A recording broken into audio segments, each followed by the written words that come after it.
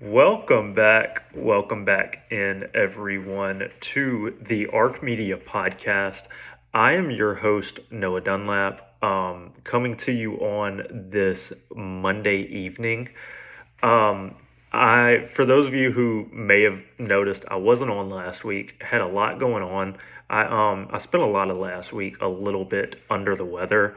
I went home not this past weekend, but the weekend before because my brother actually had his first kid, and it was my first chance to see my nephew for the first time. Had fun doing that. It was a blast, obviously, but the day after we all hung out and did that, ended up every one of us got sick. My brother got sick, my mom got sick, my dad got sick. I didn't get quite as ill and quite as sick as most of them did, but I did end up a little under the weather, whether it was a cold, whether it was whatever the case is. Ended up a little under the weather for a lot of last week. And then on top of all of that, as we all saw, I'm pretty sure everyone kind of noticed and kind of saw the huge news in the football world that broke early last week. Mississippi State head coach Mike Leach passing away unexpectedly due to whether it was a stroke or a heart attack or whatever the case is. That that hit me really hard, and I'll have a show coming up, hopefully tomorrow, where I'm gonna talk nothing but that and actually break down why it is that Mike Leach meant so much to me in my life personally. I never got the chance to meet the guy, but um, me growing up, he had a huge impact on me being right here in front of you guys today. So I'll have a show coming up probably tomorrow on that focuses solely on Mike Leach. So be on the lookout for that. But before we get started today, I do have the hair up today. The hair is not down. If you are watching on YouTube, you see this. Clearly, if you're just listening to the show, you can't see it. But if you've never seen me before and you're only listening through Spotify, Apple Podcasts, normally I have pretty long hair. Normally I leave it down. Today, as you can see, it's up. Oh no, who cares? It's just hair. But no, back to Mike Leach though, as we start off the show. I'm going to break down a lot of that tomorrow, so I'm not going to talk too much about it here. But I do want to talk for a second about his coaching tree. The guy was an innovator beyond belief. Between him and his mentor, Hal Mummy, at Iowa Wesleyan is where they started off. They went to Valdosta together. They went to Kentucky. They are the two guys who created the air raid offense. We already had a little bit of a spread offense going on in college football at the time, but you didn't have anything like what they ended up creating in terms of the air raid. So on that side of things, Mike Leach was insanely innovative. There's no denying that at all. But I'll break down the rest of this, like I said, tomorrow when I actually do that show. But what I want to talk about on this show today is just his coaching tree. His coaching tree in terms of the air raid is phenomenal. When you look at it, you think about people who have been under him at times. Tennessee head coach Josh Heupel was with him at Oklahoma when he was with Bob Stoops. Lincoln Riley, the former Oklahoma coach who ended up leaving this past year and went to USC.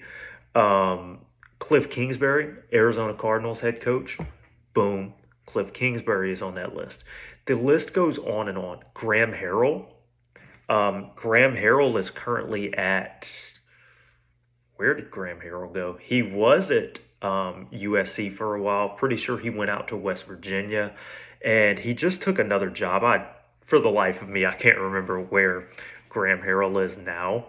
But regardless, as you can see, the coaching tree with Mike Leach in terms of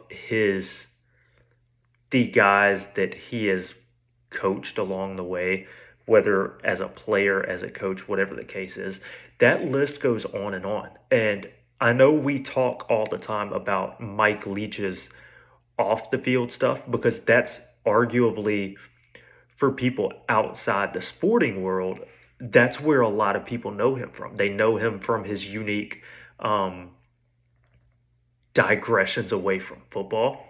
But it's important to keep in mind when you talk about Mike Leach, the fact that he was also a ridiculously talented football coach. His offensive mind was unmatched. When you think about the air raid, it's incredible. When you think about the numbers that his guys put up, I believe it's 7 of the top 28 all-time, single season passing yardage records are held by Mike Leach quarterbacks, whether he was an offensive coordinator or whether he was a head coach. That's insane. Think about how long football has been played. Think about how many coaches we have coaching football. Think about all of these things. And you were saying that a fourth of the top 28 best single season passing numbers we have ever seen have come from the Mike Leach system. That's how good Mike Leach was as a head coach. That's how innovative he was with his air raid system. So it's important to keep that in mind. Like I said, we're going to talk more about this tomorrow, and I'm going to break down why he meant so much to me. But I did just want to break that down. Tragic loss for the sport. We all know. He was the Pirate. There is no other way around it. He was the Pirate. 61 years old, completely out of the blue, completely unexpected. None of us had any idea. And then we woke up Sunday with the news that, hey, he had been rushed to the hospital with a personal health issue. And I think for a lot of people, when they saw that, myself included, I was like, it doesn't sound too bad. Like, it sounds okay. Like, it didn't sound like it was the end of the world. And then by the time Sunday wrapped up, I think a lot of us began to get the feeling that, hey, this isn't good. That there's a real problem here that is going to end up being a thing.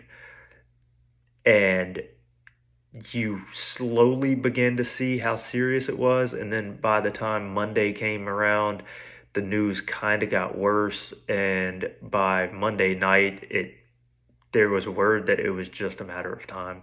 And then when I woke up on Tuesday morning, I had the notification on my phone. And I don't know what to tell you.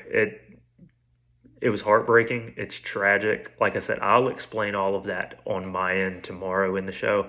But I did want to start off this show today by discussing Mike Leach and just the innovative mind that he was. Rest in peace to the Pirate. I know he's up there in heaven. He's up there at the pearly gates, just looking down on all of us, thinking about Pirates, doing his thing. It's what he does. So rest in peace to Mike Leach. Rest in peace to the Pirate. 61 years young, died way too soon. Now, moving away from that, let's bounce away from college football and let's do the NFL recap that we do each and every Monday. We had a wild week in the NFL yesterday and on Saturday, actually. I guess for the first time all year, we've had some Saturday games. Nothing too wild on Saturday as far as it goes, other than, you know where I'm going with this if you paid attention. We watched the Indianapolis Colts blow a 33-0 lead on the road in Minnesota against the Vikings. Now, there are two things I want to break down here. Number one, it is the largest blown lead in NFL history. Personally, I don't know how this happens. In the day and age where most NFL teams don't even score 33 points in a game, the Indianapolis Colts managed to let the Minnesota Vikings score 39 points in a half. That's incredibly bad. It's made worse by the fact that you held them scoreless in the first half. You blew the 33-0 lead. That's atrocious. That's disgusting. We all agree. But what makes this worse is the fact that Indianapolis Colts head coach, well, interim head coach Jeff Saturday, um, I don't know how you get back up from this one. Now, everyone who has been listening to the show knows that despite the criticism that he got, and he got a lot when he was given the job because the argument was, well, there's far more qualified people on that staff who could be given the interim job. My answer was, I think Jeff Saturday is going to do an okay job. I think he's going to do decent. And I stood by that. The record hasn't bared it out at all. The record hasn't been great, but I think a lot of that has to do with the talent level on the team. And then this happened. And I don't know. I honestly don't know where you go with this. I got to be totally honest. In the sense of, it's easy to point the blame at Jeff Saturday. It's easy to point at Jeff Saturday and say, hey, he's the coach. You have to do better, and he has to wear this one. And that's true. He absolutely does. But at some point, you also have to look at the players. At some point, the players bear a lot of responsibility here, because the fact is that as a player, especially at the NFL level, you have to own up. You have to have enough pride in what you do to avoid blowing a 33-0 lead. Sure, Jeff Saturday holds a fair bit of that blame, and we all agree with that. But for the people out here who are automatically arguing and saying, hey, Jeff Saturday's not the guy, Jeff Saturday has to go, I don't buy into that. Jeff Saturday is the same guy who coached the team to the 33-0 lead. Are you telling me he magically, didn't do anything at halftime? Are you telling me he magically forgot how to coach at halftime? I don't buy into that. At some point, this also falls on the players, and you simply have to have enough pride in what you are doing to avoid blowing the 33-0 lead. The Colts didn't do that. Now, from a leadership standpoint, you can look at Jeff Saturday and say, hey, you have to be able to motivate your players better, and that's probably true. But at some point, the players do have to take it upon themselves to say, hey, we just aren't blowing a 33-0 lead at halftime. That's really all there is to it. So embarrassing look from the Indianapolis Colts. There is no other way around it. Like I said, largest blown lead in NFL history. Matt Ryan, the starting quarterback for Indianapolis right now, the same Matt Ryan who blew the 28-3 lead in Atlanta in the Super Bowl against New England. We know the story. When you have the largest blown lead in Super Bowl history, as well as the largest blown lead in NFL history, you start hearing, those criticisms. And I'm sure Matt Ryan has already been hearing them for a long time. There's no question about it. But now, even more so, because you can't look at this and think anything other than, what are we doing? How does this even happen? So that's where we are with the Vikings and the Colts. A few other things we saw from yesterday. Are the Cincinnati Bengals for real? They have Joe Burrow. It looks like Jamar Chase is back for good. T. Higgins is playing well. Joe Mixon is playing well when he's on the field, avoiding the concussion protocol. And after a really slow start for Cincinnati, you start getting the sense that this team is playing a lot better. They're having to hang around with Baltimore right now in that division because of the slow start that they got under.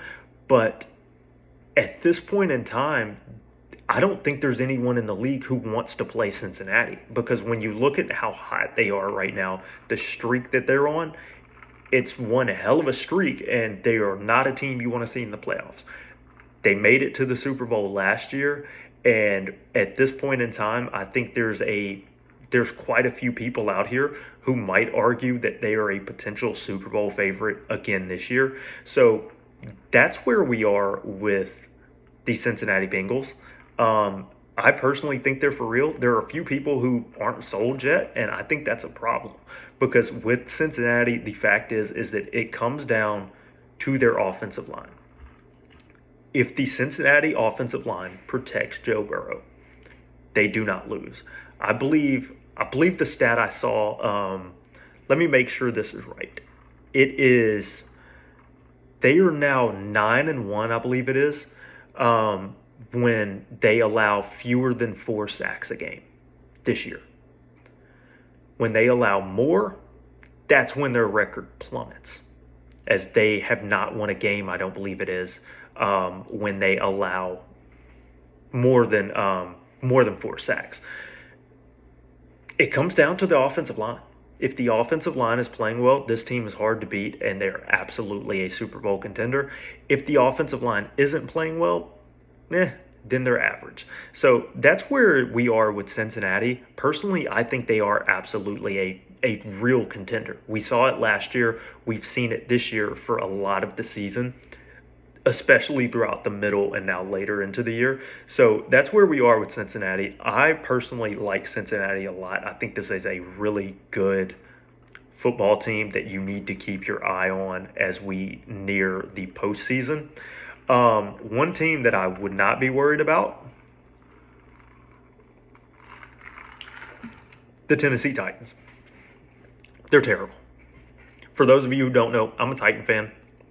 I've grown up in Mississippi my whole life. I currently live in Oxford. Other than the Titans, I'm a Dolphins fan. Yeah, it's been a rough childhood for me growing up. It's been a rough life as I've watched, well, my 2 favorite teams they're terrible. They're bad. The Dolphins this year, they're certainly getting better. There's obviously potential there.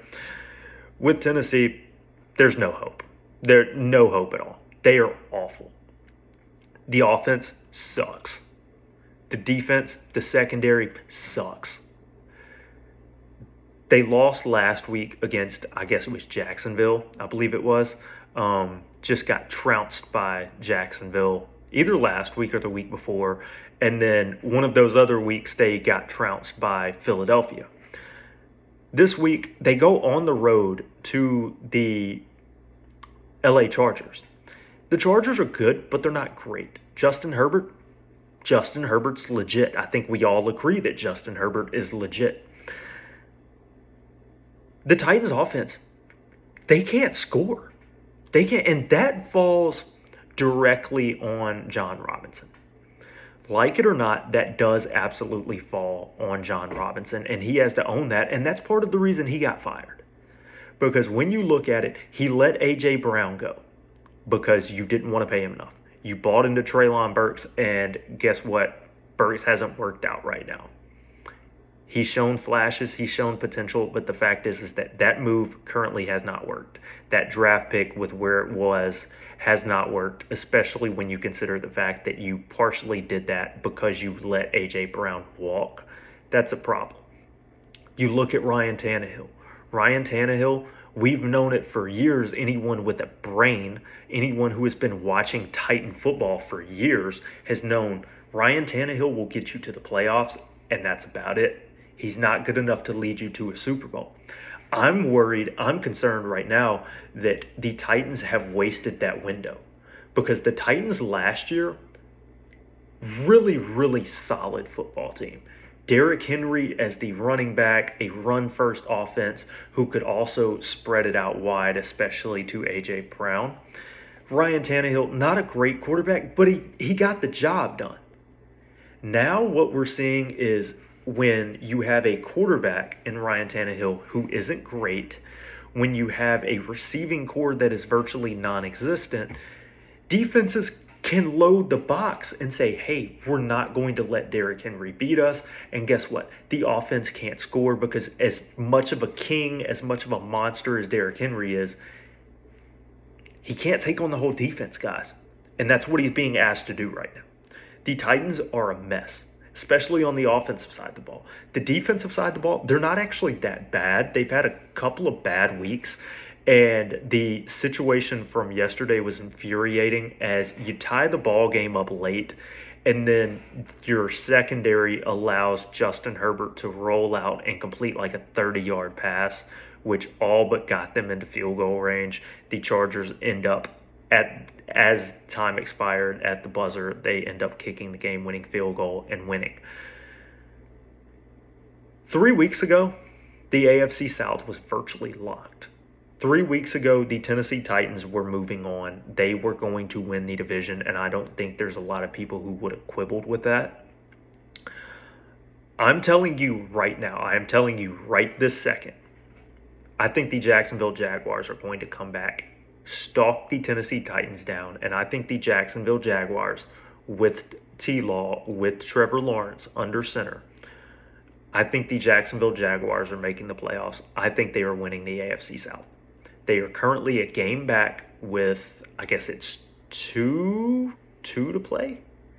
Two to play? No, wrong. Bad me. 3 to play. The Titans still have the Houston Texans. By the way, despite the record, the Texans are playing better. They're keeping games competitive. They still have the Dallas Cowboys. This Titan team can't beat the Cowboys right now. That's not going to be a thing. And then the last game of the year, they go to Jacksonville. Right now, if Tennessee isn't careful, that's 0-3. They only lead by a game. The Jaguars playing good football. Trevor Lawrence playing good football. If you going by that, all Jacksonville has to do is go 2-1. That's not inconceivable by any means. Going by that, if they go 1-2, you end in a tie. If Jacksonville wins that matchup at home against Tennessee the last week of the season, you know who wins the tiebreaker? Jacksonville. Jacksonville goes. I don't know how the Titans have blown this other than just play horrible football, but they absolutely have. And I don't know what you say. You just have to embrace it, and you just have to say, hey, we suck. We're terrible. So that's where we are right now. And then I'm not sure how bright the future looks, if we're going to be totally honest, if you're a Titan fan. There really isn't anything to say. They just are not good. And I think they have blown a real opportunity in a down year for a lot of teams. This is an NFL season where we haven't seen necessarily one just truly elite team other than arguably the Philadelphia Eagles. And even with that, even with arguably playing in the weakest division, especially in their conference, arguably in the league though, other than the NFC South, the AFC South is far and away the worst division in football. And the Tennessee Titans are looking like they're going to try to find a way to just choke that lead away and miss out on the postseason. We'll see what happens the last 3 weeks, but right now, I'm truly not optimistic at all. I'm sorry, Titans fans. I just don't see it. A few others. Yesterday also featured the dumbest play I've ever seen in NFL history. The situation in the New England Patriot Las Vegas Raider game, that is truly the dumbest situation, the dumbest play I have ever seen.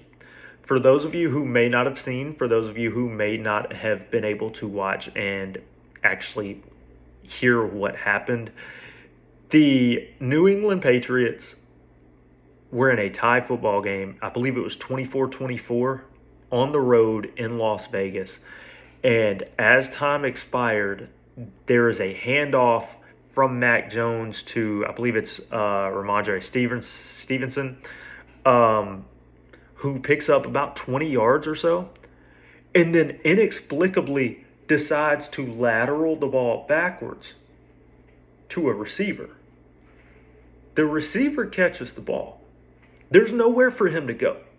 The time has expired. It's a tie ball game. You go to overtime. No question. You go to overtime. Overtime is there. Overtime, you win, you lose, you end in a tie, whatever the case is. It's there. It's better than a loss. After the lateral from Stevenson to the receiver, I believe his name is Jacoby Myers, um, inexplicably decides to run backwards about 5 yards and then pull up and throw about a 20-plus-yard pass back to Mac Jones. What was Mac Jones going to do there? Mac Jones is a reasonably unathletic, pretty slow quarterback. What is he doing in this situation, even if he catches the ball? That's the first question. No one has any idea what Mac is supposed to do on that play. Instead, it doesn't even get to that point because he underthrows the pass back to Mac Jones. It gets picked off, and the Raiders defensive lineman breaks one tackle from Mac, who wasn't expecting to have to make the tackle, wasn't expecting to have to make the play, because there was no possible way he should have had to make that play. And the Raiders defensive lineman rumbles 40-plus yards down the field and scores a touchdown as time expires. The Las Vegas Raiders win 30-24. There is no excuse for this. The only answer is that the New England Patriots had no idea what the score was. It's that simple. They had no idea what the score was. Because if you know what the score is, clearly you're willing to take overtime in that situation instead of make that dumb play, instead of making that dumb pass. They had no idea what the score was, and it came back to cost them. It bit them. And now, not only did it cost them the game, but when you look at the AFC wildcard picture, it was already a long shot just because of who the Patriots had left on their schedule. But now it's virtually done. There's virtually no chance for New England to make the postseason now. And it all comes on what, like I said, is arguably the dumbest play I've ever seen in NFL football history. I don't know what they were thinking. If y'all have any better ideas, feel free to email me. Let me know. Send me a tweet. Send me a DM on Twitter. I don't care. If you have a better explanation for what happened there, feel free to let me know, because I would love to hear it, because the only conceivable answer is that they simply did not know what the score was. I don't know what you do. I don't know. It insanely stupid, insanely dumb, but what do you do at this point? So New England Patriots fans, much like, my apology to Tennessee Titans fans, Patriots fans, I'm sorry. I have no idea what your team was doing. The game was there, and they threw it away. Now, to be fair, the Raiders' last touchdown, or next to last touchdown, that ended up tying the ball game up at 24, there's no possible way that's a touchdown. The fact that ball got reviewed, there was a touchdown catch, touchdown reception in the end zone, the side of the end zone, and very clearly the second foot lands out of bounds. Everyone saw it. Everyone saw it. 1 foot comes down. In the NFL, you have to get 2. 1 foot comes down in bounds. The second foot squarely on white. No question. Everyone agrees. And after reviewing it, it ends up being upheld as a touchdown. So, to Patriots fans, I apologize on 2 ends. I apologize that you got absolutely hosed by the NFL on the sense that it should have never come to that, because if they don't get that. Now, to be fair, it was only like second down, so the Raiders could have still scored eventually. We don't know. But what we do know is that was certainly not a touchdown. The Raiders got hosed on that play.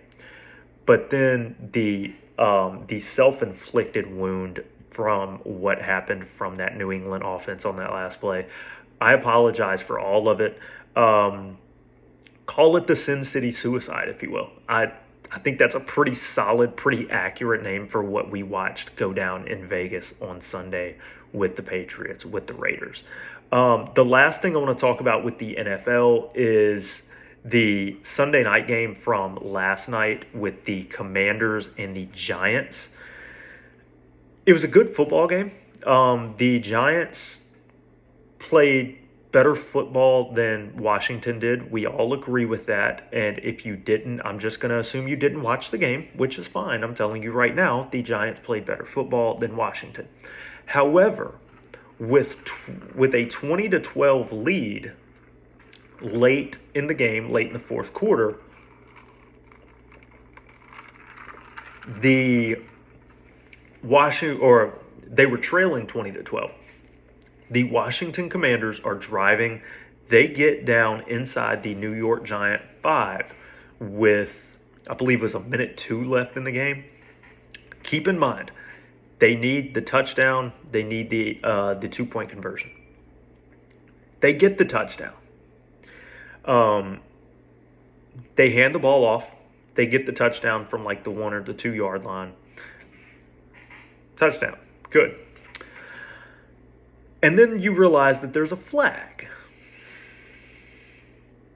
And the flag ends up being for an illegal formation.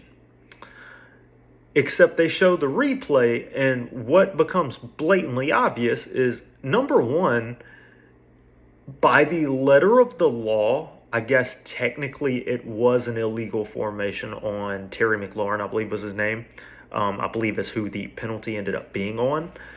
The issue is that when you watch the replay, if you've watched football before, if you're the wideout, oftentimes you will see the wide receiver when he gets in his set, when he gets into his stance, he will look over at the ref who is at the line of scrimmage and basically just kind of point down at the ground and give a little signal, basically asking the ref, hey, am I good? Am I on the line? And the ref will basically signal yes, no. Sometimes he'll tell you scoot up, back up, whatever the case is. Terry McLaurin did that twice on that play. And he got the okay signal. He came out after the game and said the ref told him he was good. And as soon as the ball was snapped, the ref throws the flag for an illegal formation. Horrible call. Horrible call. Not only was it a ticky-tack call in the first place, but the fact that the ref actually gave the okay and said you were good and then threw the flag anyway, I got to be totally honest with you. I would arguably want those referees investigated.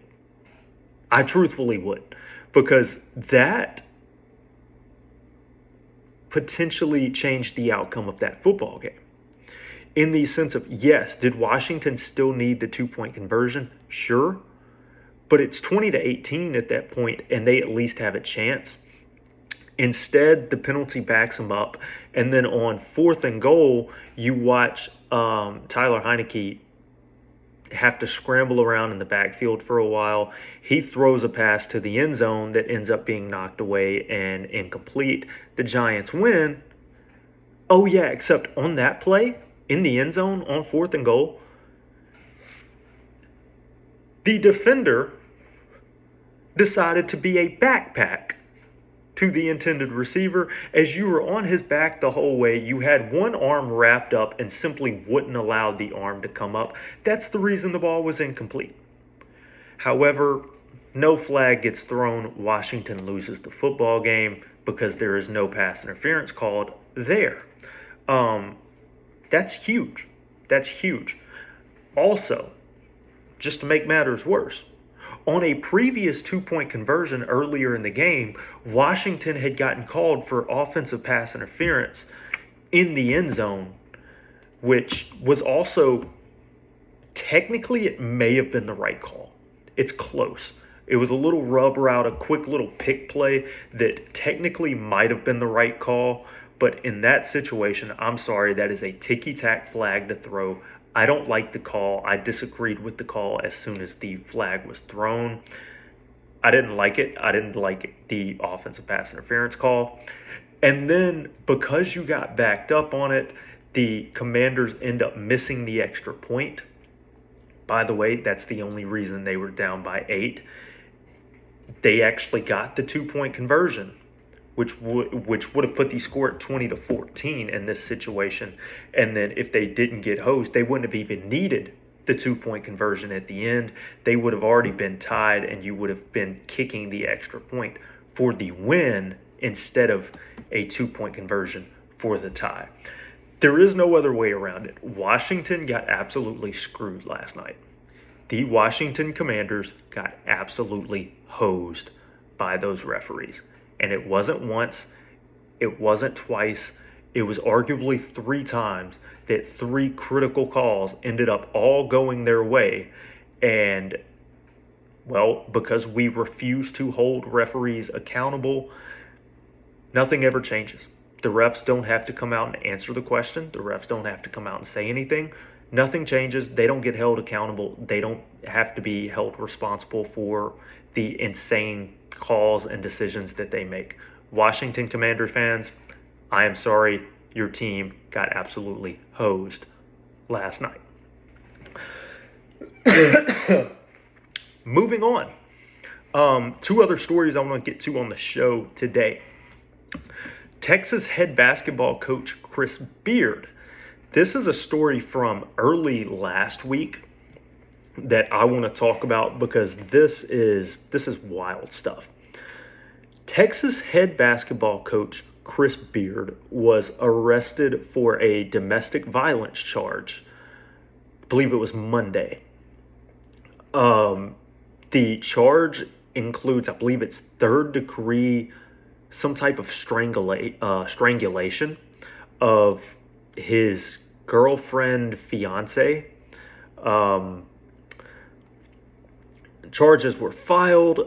He has now been suspended without pay from the Texas program, pending an investigation, pending a trial, and all of that. Now, where we are with this, the outcome of this is going to end up being one of 2 things. If it actually goes to trial and he gets convicted, due to a Texas law, he is going to serve, it's at least 2 years in prison. It's a minimum of 2 with a maximum of 10. Personally, I don't think this is going to trial. I think they're going to end up, whether they settle, whether the charges just get dropped, I think that's a more likely outcome in this situation. And then even if it does go to trial, there's a good chance he doesn't get convicted just because of who he is. It's sad to say, it's unfortunate to say, but as we know, powerful positions hold power in this society. And when you are a head basketball coach at Texas, in Austin, you're going to hold that power, and they aren't going to be all that quick to try to convict you of this and send you to jail. Keep in mind, Chris Beard just signed a 7-year, $35 million deal with Texas, not this offseason, but last offseason. He left Texas Tech. He had led the Texas Tech Red Raiders to the national title game of the NCAA tournament, and he bolted from Texas Tech to go to Texas, which was his alma mater, which is his alma mater. That move in and of itself seemed weird to me. I understand it's your alma mater and all that, but it's the same conference. There is no change there. The money is going to end up being similar, and you have already built Texas Tech into a legitimate powerhouse. Like I said, you led them to the national title game. It's not like you're coaching at throw out of school, IUPUI. He's not coaching at Old Dominion. He's coaching at Texas Tech, leading his team to the national title game. His team at Texas Tech was a virtual top 5 team every single year. And he bailed to go to Texas, and now this happens. I was already not a huge Chris Beard fan just because I thought the move to Texas was rather shady, sketchy. I didn't like the move to Texas in the first place. Now, this just kind of confirms that, as it were. Like I said, 7 years and $35 million, and now he's facing potentially a minimum of 2 and a maximum of 10 years if he gets convicted of this. The thing with all of this is really quite simple. And it's something that I personally will never understand. As a guy, simple rule of thought here. Do not put your hands on a woman in a threatening physical way. That shouldn't be hard. It shouldn't be hard. Apparently it is. I don't know what to tell you. Maybe it's the fact that he knows he's powerful, he knows he's rich, he knows he's this, so he can get away with it. I don't know what the answer is. I don't know what goes through a guy's mind, whether it's Chris Beard here, whether it's the potential stuff that happened with Deshaun Watson, whether it's the Kareem Hunt stuff, whether it's the Ray Rice stuff. I don't know. I have no idea. But the rule of thumb is extremely simple. As a guy, do not put your hands on a woman in a threatening, physical, violent way. That's all there is to it. And so now there's reportedly evidence out here. Now, there's no telling when this case actually goes to trial, as the prosecution continues their investigation. But it could be weeks, it could be months. We don't know. But in the meantime, what we know is that Chris Beard cannot be allowed to coach until then, until he's cleared. If he's cleared, which at this point, honest to God, if we have a justice system, a legal system at all, it seems like a long shot. But until he's cleared, he can't coach. And if it's found out that this actually happened and he gets convicted, he has to get fired.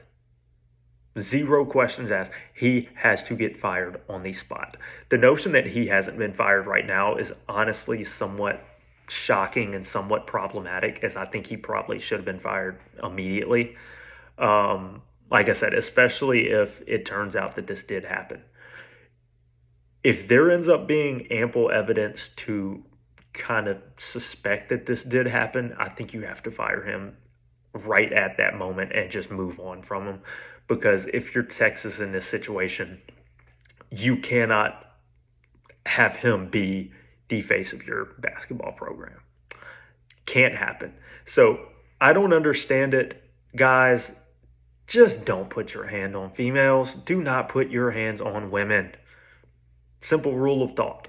Apparently, Chris Beard must have missed that memo. I don't know. Maybe it's the alcohol. Maybe it's just them being stupid. Maybe it's the fact that they're rich. Maybe it's the fact that they think they're above the law. I don't know. But what we know is the simple rule of thumb. Do not put your hands on females. Last story. This one's wild. This one had me fired up when I read it. I got to be totally honest with you. Last story of the day as we round out the show. Army football. Here's one that you don't hear every day. Here's one that you do not hear every year, as a matter of fact. Army football has a player who is currently ranked as the 21st best prospect coming out in this year's NFL draft. He is a linebacker. His name is Andre Carter II. Like I said, according to at least one mock draft out there, he is the 21st rated prospect coming out.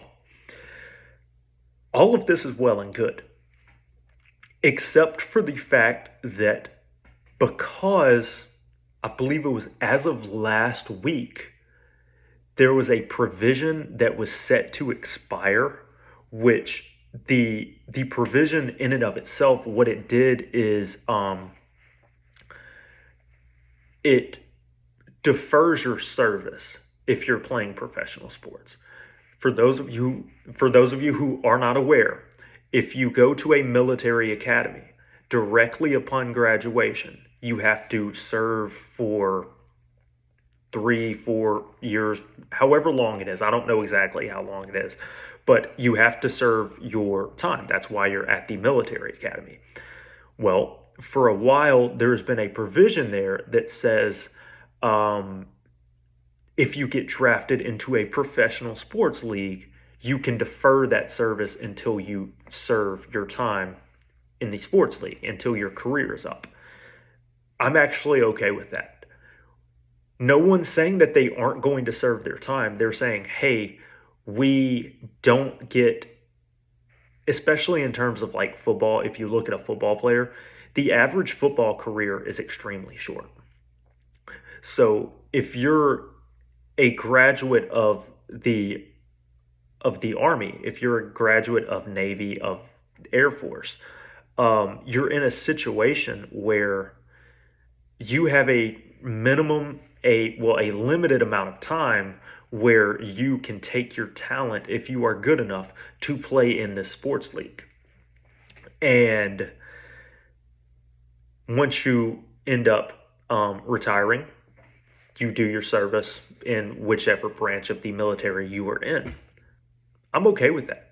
As long as you don't actively try to get out. Now, if you try to use your time in this sports league as a way to get out of your military service, I don't like that, and I think that's a problem, and we have to have a way to stop that.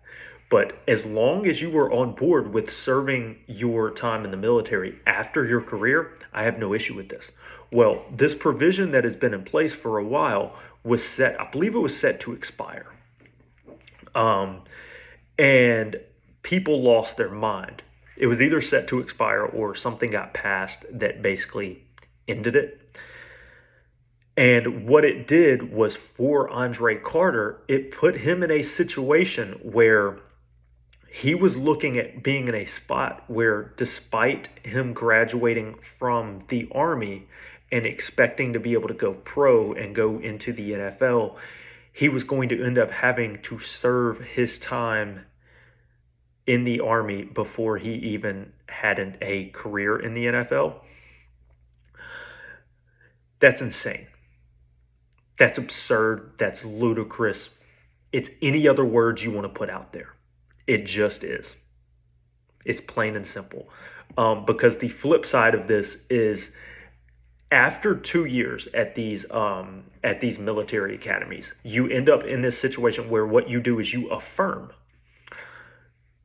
When you are affirmed, what you are saying is you are pledging to finish and graduate and serve your time. And if you do not, you have to pay back all of your tuition costs.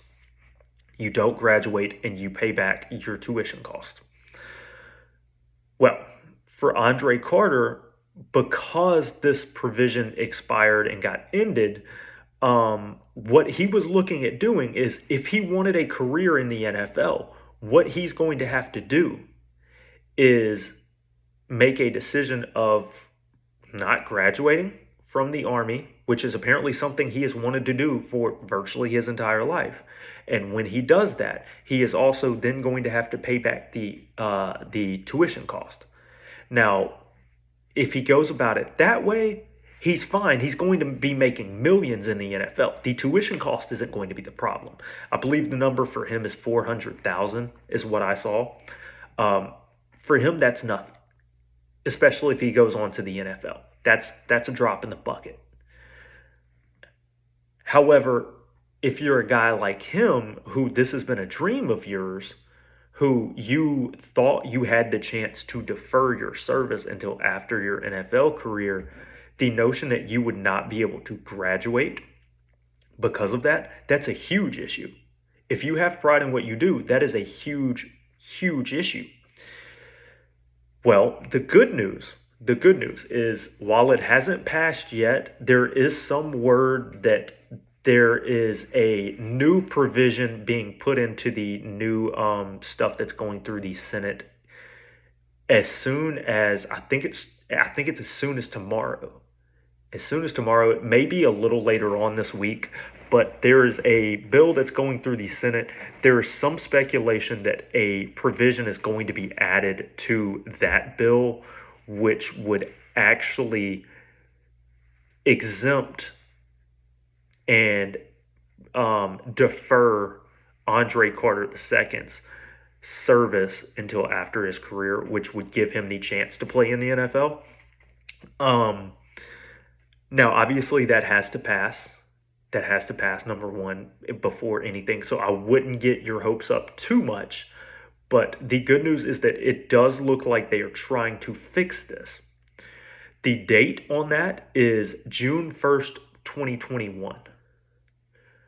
What that means is that if you entered any of these military academies, whether it's Army, Navy, or Air Force, before June 1st, 2021, and you end up being drafted into a sports league, you will still be able to defer your service until after your career. That's the way it should be. That's the way it always should have been. I'm actually okay with grandfathering these people in. As far as it goes, I don't have a huge issue with saying that you can't defer. I don't have a huge issue with that at all. But the notion where you're trying to, with the provision being ended, the notion that you were in a situation where when you look at it, you weren't grandfathering these people in, that was atrocious. That was a shame.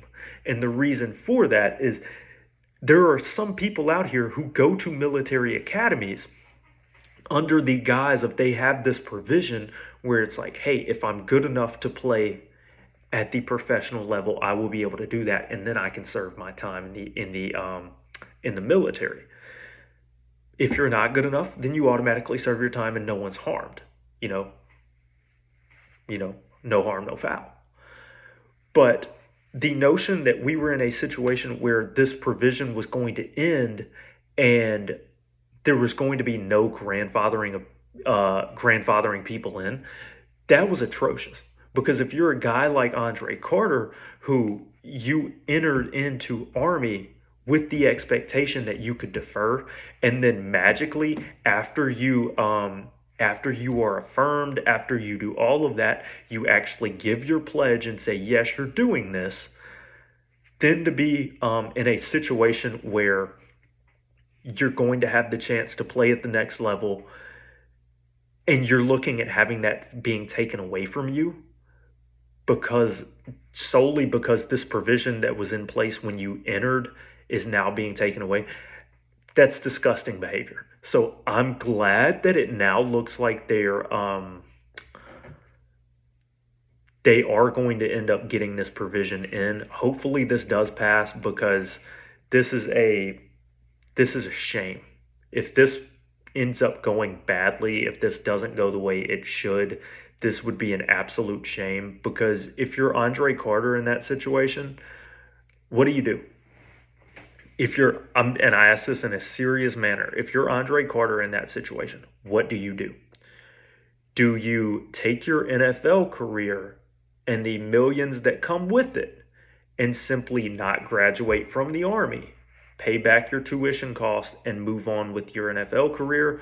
Or do you pursue the dream that you have had, which is to be in the U.S. Army? I don't know. That's a personal decision. I don't know.